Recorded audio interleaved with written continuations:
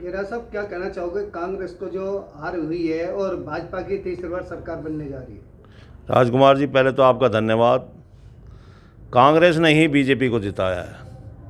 कांग्रेस खुद ही हार का कारण बनी है। इस बार कांग्रेस की सरकार आ रही थी, 55-60 सीटें आ रही थी, लेकिन कांग्रेस ने ही कांग्रेस को हराया।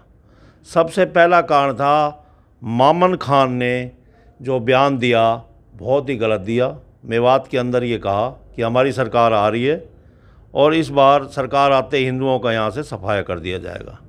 पहला कारण तो ये था।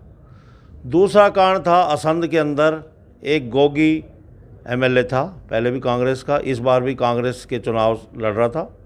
उसने ही कहा कि सरकार हमारी आ रही है, पहले अपना घर भरेंगे, फिर रिश्तेदारों का घर भरेंगे और फिर मिलने वालों का घर भरेंगे। ये भी कांग्रेस की हार का कारण रहा। तीसरा रहा कि कांग्रेस के एक विधायक ने कहा कि 50 वोट ले आओ और एक नौकरी ले जाओ। ये भी एक कांग्रेस की हार का कारण था। चौथा था कि चुनाव से एक दिन पहले कुमारी शैलजा ने एक वीडियो वायरल किया, जिसके अंदर एक जो है लड़की थी, जिससे साथ थोड़ी बहुत छेड़खानी करी जाटों ने, वो वीडियो वायरल कर दिया।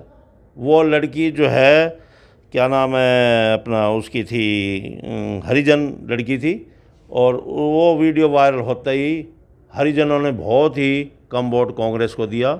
ये भी एक हार का कारण था।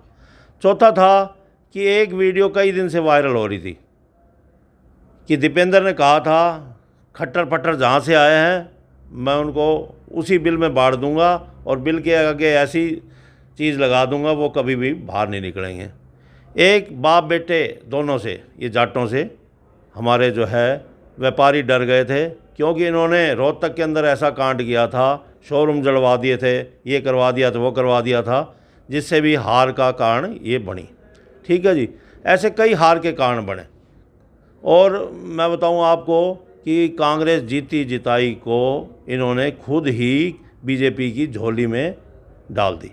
क्यों डाली? कि कांग्रेस की आपस की लड़ाई के कारण। ये कारण था कांग्रेस की हार का कारण। नहीं तो कांग्रेस की सरकार इस बार आ रही थी, 55-60 सीटें आ रही थी और उन्होंने खुद ही हरा दिया। प्रेमनाथ जी, क्या कहना चाहोगे? जो आप कहते थे मैं राव इंद्रजीत के साथ हूँ और रहूँगा, क्योंकि आपके उन्होंने बहुत काम करवाए हैं। अब आरती राव अटेली से चुनाव लड़ी थी, क्या आपने उनका साथ दिया? मैंने अटेली में बहुत साथ दिया। 4 तारीख तक राव साहब से मेरी बात होती रही। मेरा बेटा जो है कनीना में ब्याह है, मेरे समधी हैं वधवा साहब, उन्होंने बहुत मदद करी। एक मेरा भांजा ब्याह है कनीना में, उन्होंने आरती राव की बहुत मदद करी। और भी मेरे बहुत मिलने वाले हैं कनीना में, गुडा केमला में हमारी रिश्तेदारी है, उन्होंने आरती का बहुत साथ दिया। राव साहब को ये बात पता है। 4 तारीख तक राव साहब से मेरी बात होती रही। उसके बाद आ जाओ इधर अपने क्या नाम है ये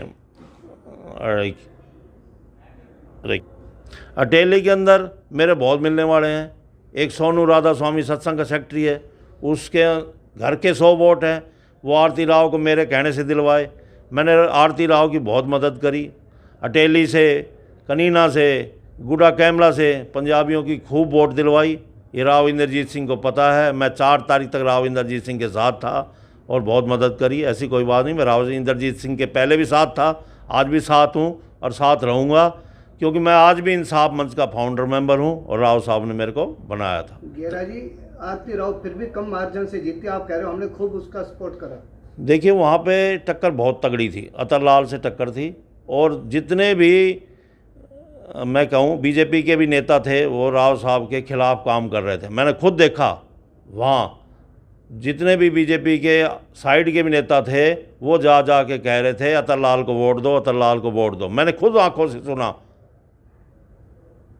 और आपने अटेली में तो राव इंद्रजीत की बेटी आरती सिंह राव का साथ दिया और रेवाड़ी में कांग्रेस का साथ दिया, बीजेपी के खिलाफ रहे आप।